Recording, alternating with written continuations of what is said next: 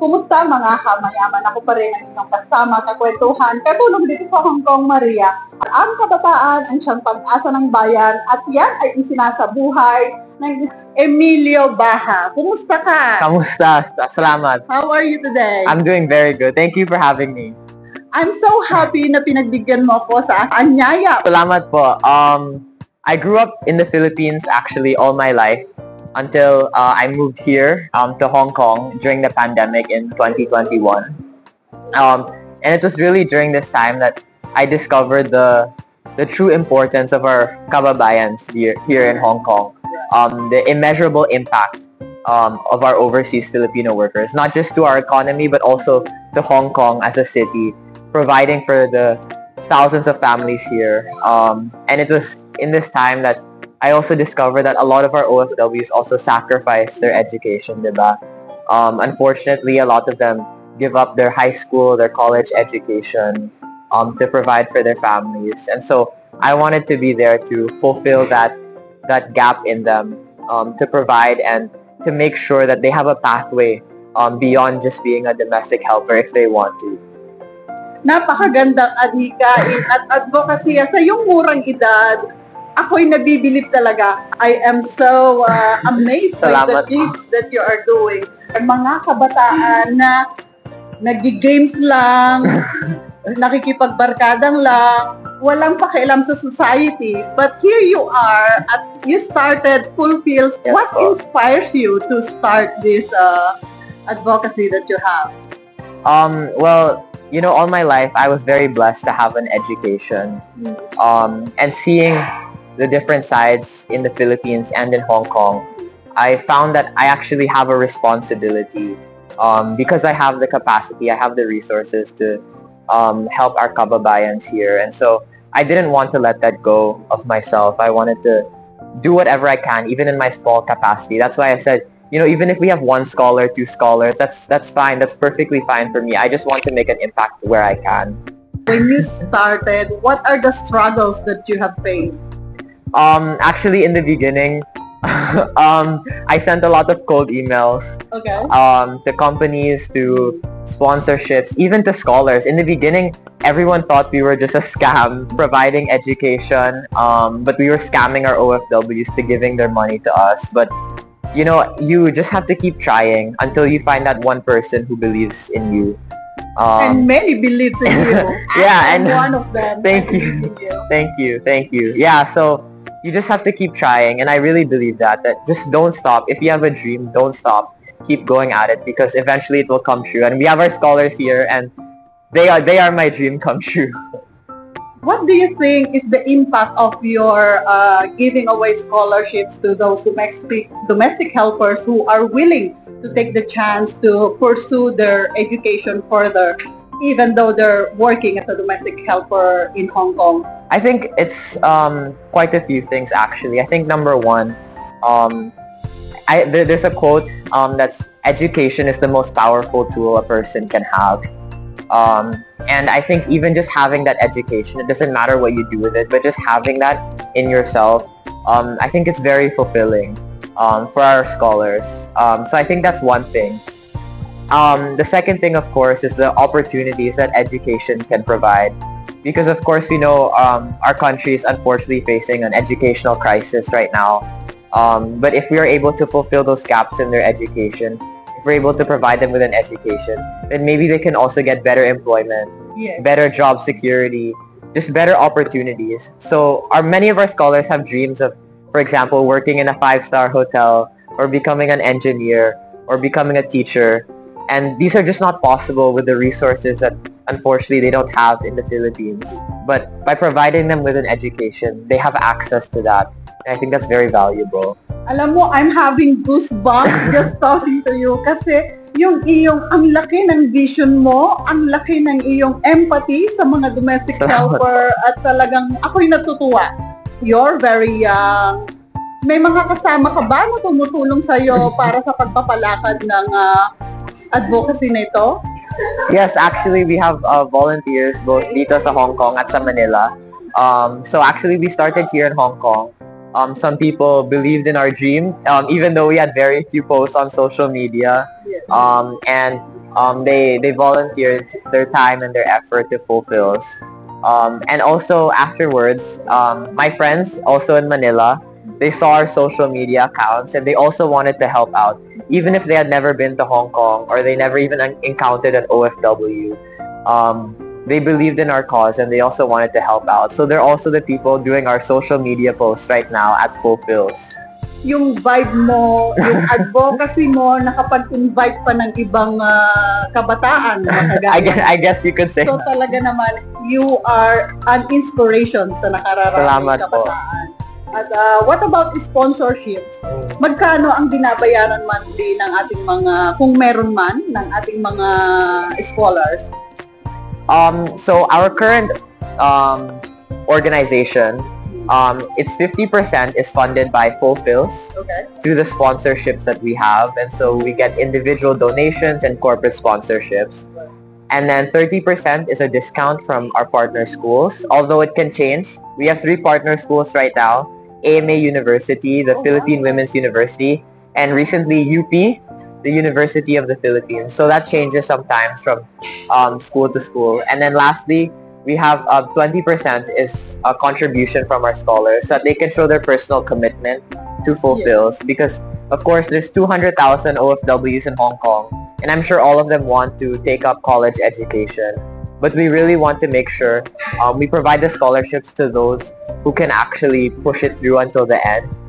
Because unfortunately, if they don't finish it, if they drop out, it will also take away a scholarship from another person, diba? So, yes, sayang din naman. So, yung donation na yun, parang guarantee lang din na magtutuloy-tuloy ako. Kasi may investment din ako dito, hindi lang yung time. And actually, it's a very big privilege kung kaunting halaga na lang yung ibibigay na parang bukal sa loob, donation. Paano yung ginagawa niyong paraan para masiguro na siya ay nagtutuloy-tuloy ng kanyang pag-aaral? I think that's a great question, and this is another thing that Fulfills truly believes in. We're not just about academic support. We also really believe in holistic support, all-around, well-rounded support for our scholars. For example, every month, we try to have different events for our scholars. For example, mga financial literacy workshops, mental health workshops. Sometimes we have a movie screening. There was a recent movie by Miss Crisel Consumhi about OFWs, and so we showed it to our scholars. We also had a workout session, parang PE class, sa Victoria Harbor last year. And so these are just different ways that we check up on our scholars, making sure they're okay. If they have any questions, they can always ask us. We have a dedicated team to always helping our scholars. We reply as soon as possible. If you have questions about your grades, your assignments, your submissions, anything and everything, you can send to us. And we're always also in contact with our partner schools, sila AMA University, PWU at UP. So if there are any issues, we can easily bring it up to them. So there's no worry about your education at all. Ano-ano ang mga kurso na ibinabahagi ng Fulfills?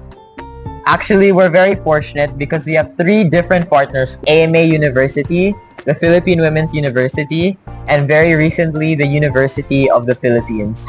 And through these 3 partner schools, we're able to offer our scholars college degree, master's degree, teaching certificate, and so there's really a variety of options for our scholars. And in terms of the specific courses, right now all our scholars are taking up a college degree. For AMA University, there's anything from real estate management to BA English to financial management systems. That's AMA University. And with the Philippine Women's University, we have a very, very special program. It's called the ETAP program.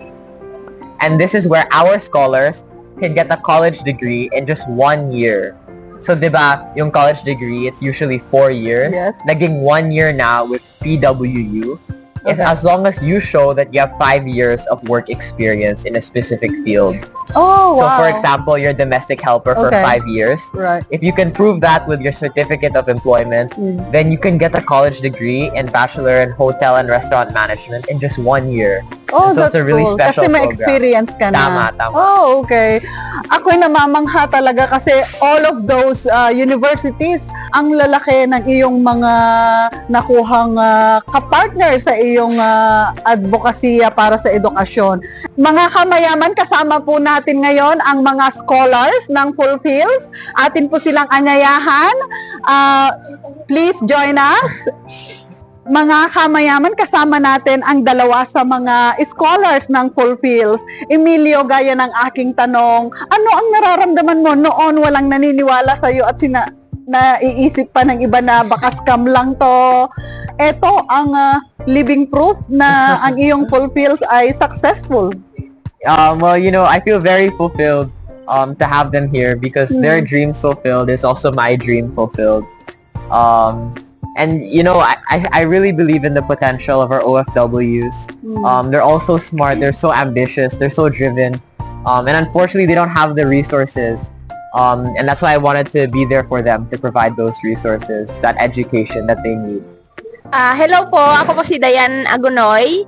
I'm taking up BS HRM po sa Philippine Women's University. Ako po si Regine Carbonell, same with Dayan po.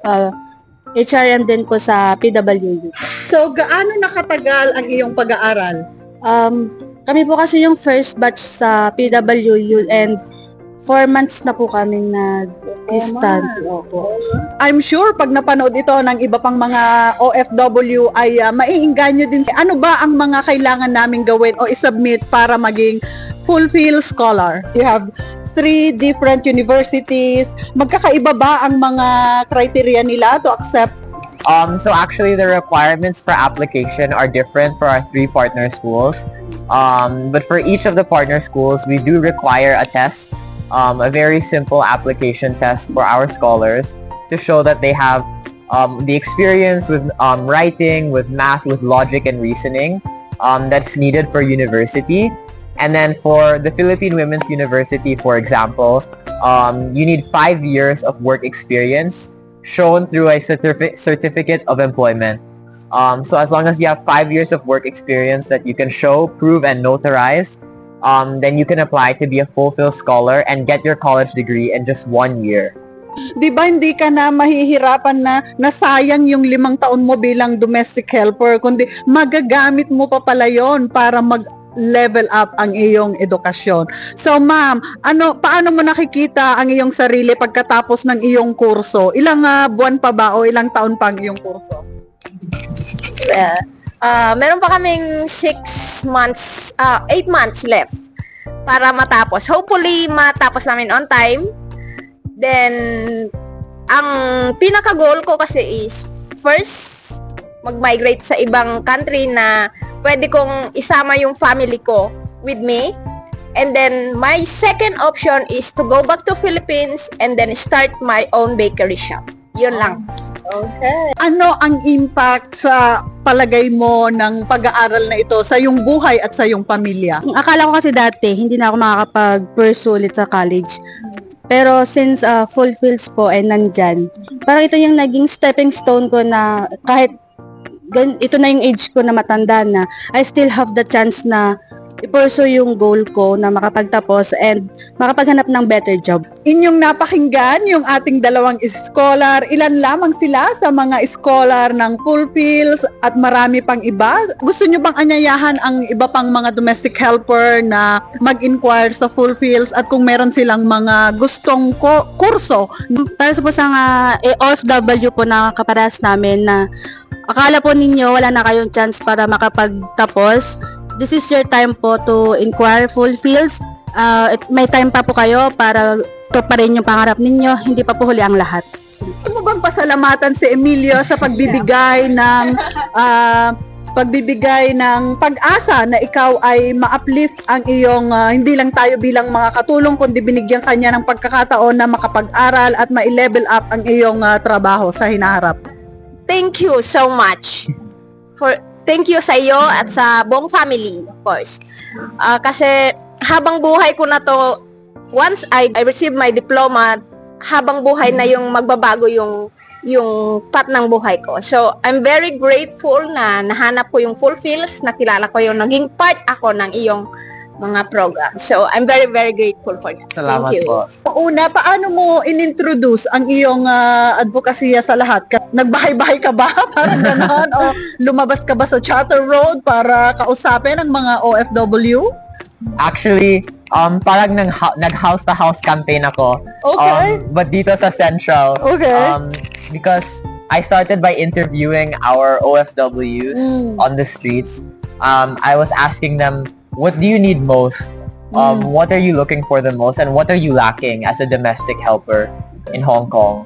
And that's really when I discovered that it's truly education that a lot of our OFWs here don't have, but that could really change their lives for the better. Yes. And so after I started Fulfills, after all our accreditation, our SEC registration, we just made flyers. Okay. And we just started distributing it across Central to OFWs. Again, a lot of people thought they were a scam. Yeah.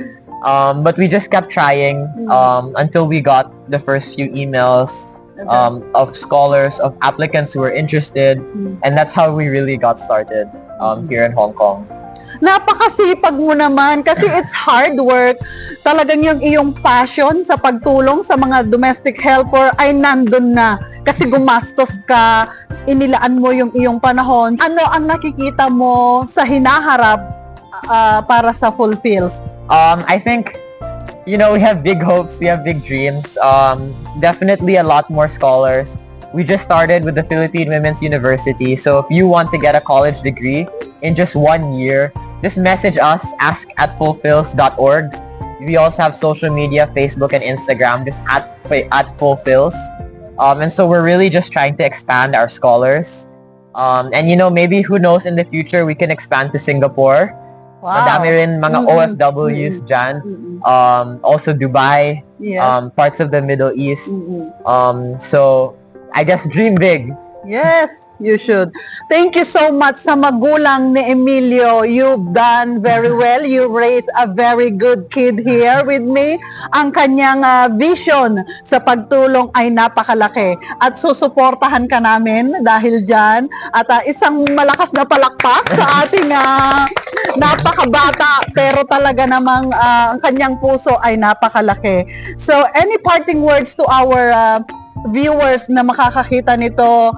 Well, I think to our kababayans here in Hong Kong, just don't stop. If you have a dream, just keep continuing it. And if that dream is in education, please reach out to us at Fulfills because we really want to help you. We really want to change your lives. And so don't think that just because you're a domestic helper, you can only stay as a domestic helper. Because if you have big dreams, you have big hopes, you have big ambitions, just come to us, come to Fulfills, and we're here to help you change your life. Sa mga kagaya mong mga kabataan, ano ang iyong masasabi?